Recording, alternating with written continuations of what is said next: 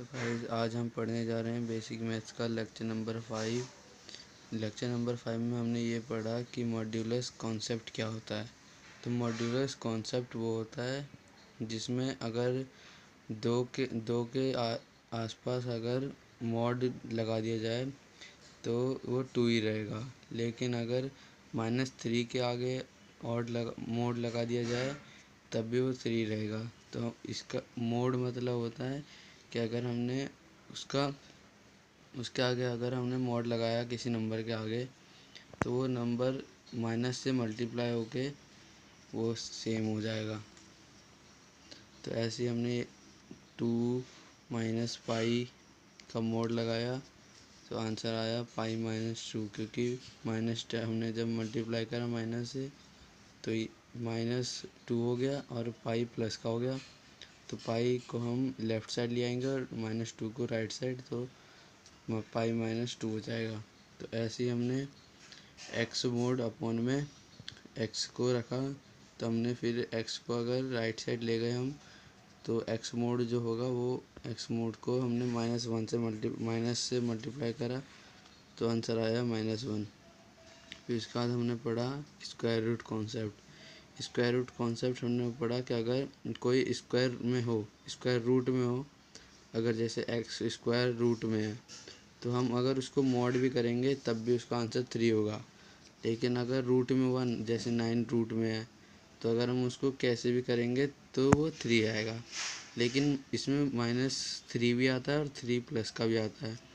तो जब हम उसे मोड में करेंगे तो वो 3 आएगा। तो हमने बचपन में पढ़ा था कि जो रूट होगा स्क्वायर रूट के अंदर नंबर वो +-3 आएगा 9 का।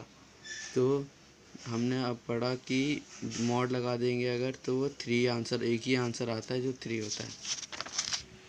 फिर उसके बाद हमने पढ़ा चैलेंज सवाल हमने करा कुछ कि x² = 25। तो x², फिर हमने रूट लगाया, फिर x मोड की वैल्यू हो गई 5। फिर हमने पढ़ा कि इवन पावर, जो अगर किसी भी नंबर का इवन पावर हुआ तो वो ऑलवेज नॉन नेगेटिव होगा, क्योंकि हम उसको उतनी बार रिपीट करेंगे, मल्टीप्लाई करेंगे तो वो उतनी बार ही प्लस में जाएगा, तो वो नेगेटिव नहीं हो सकता। अगर वही ऑड हुआ अगर नंबर तो वो ऑड माइनस में जा सकता है। तो उसके बाद हमने कहा बहुत ज़्यादा यूज़ होगा वो वाला कॉन्सेप्ट पढ़ा कि a² + b² + c² = 0। जो a² हो सकता है वो 0 से बड़ा भी हो सकता है और 0 भी हो सकता है। b² भी 0 से हो सकता है या 0 से बड़ा हो सकता है, और c² भी 0 से बड़ा या 0 के बराबर हो सकता है। उसके बाद हमने क्वेश्चंस करे, जैसे if x and y are real number satisfying the equation, फिर then find the value of x + y + z। तो हमने फिर क्वेश्चंस करे। फिर आया एक्सपोनेंट वो होता है जो एक नंबर हो और उसकी कोई पावर हो तो वो एक्सपोनेंट होता है। तो लॉज ऑफ एक्सपोनेंट पढ़ा हमने, 0 ये सब हमने पढ़ा कि a की अगर पावर 0 हुई तो 1 होगा, a की पावर 1 हुई तो वह a ही होगा।